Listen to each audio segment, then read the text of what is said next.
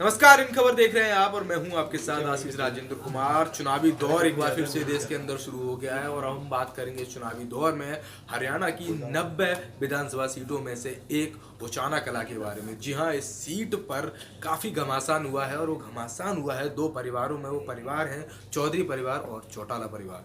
1977 में इस सीट पर पहला चुनाव हुआ था। उसके बाद से एक रणयुद्ध चला है, चुनावी दंगल चला है, जिसमें से कभी बाजी चौधरी परिवार मारता है तो कभी चौटाला परिवार। हालांकि जो वीरेंद्र सिंह चौधरी हैं, जो इस सीट के ऐसे दिग्गज नेता है, विधायक रहे हैं जिनका दबदबा इस सीट पर रहा है, चाहे वो कांग्रेस में रहे या अन्य किसी पार्टी में या फिर अभी बीजेपी से उन्होंने जब अपनी पत्नी को, प्रेमलता सिंह जो उनकी पत्नी है, उनको उतारा था मैदान में, तो उन्होंने भी साल 2014 में इस पर जीत हासिल की थी। तो एक बार फिर से जेजेपी यानी जन नायक पार्टी के दुष्यंत चौटाला और बीजेपी की प्रेमलता सिंह के बीच इस सीट पर सीधा मुकाबला है और काफी रोचक मुकाबला रहने वाला है, क्योंकि अब तक इस सीट का जो इतिहास है उसके दौरान केवल एक ही चीज सामने निकल कर आई है कि इन दोनों परिवारों के जब भी कोई कैंडिडेट आमने सामने टकराते हैं इस सीट पर, तो उनमें जो हार और जीत का अंतर होता है वो बेहद कम रहता है, क्योंकि टक्कर काफी बराबरी की देखने को मिल सकती है। बीजेपी का दौर है, क्योंकि लोकसभा चुनाव 2019 में बीजेपी ने भारी बहुमत से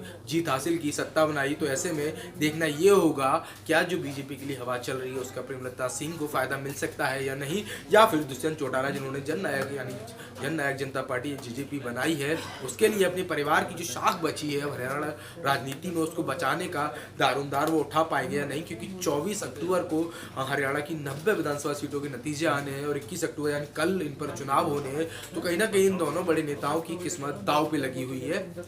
प्रेमलता सिंह जो कि मौजूदा विधायक है, तो वो भी कहीं ना कहीं काफी जोरों तौर से प्रचार में लगी हुई है। अपनी सरकार के 5 साल के जो कार्यकाल है वो भी उन्होंने गिनाए है, काफी चीजें उन्होंने बताई है। तो वहीं दूसरी ओर दुष्यंत चौटाला भी अपनी पार्टी और अपने परिवार का राजनीति जो हरियाणा की है उसमें योगदान को उन्होंने याद करके बताया है और इस बार इसी उम्मीद के साथ वो मैदान में है कि कहीं ना कहीं वो पासा पलट सकते हैं और जो बीजेपी का राज चल रहा है अभी फिलहाल इसमें उचाना कला विधानसभा सीट पर, उस पर वो खत्म कर सकते हैं। नतीजे 24 अक्टूबर को आएंगे, सभी की नजरें बनी रहेंगी। तो उचाना कला जो कि प्रमुख सीट है 90 विधानसभा सीटों में से हरियाणा की, उस पर भी सबकी नजरें बनी रहेंगी।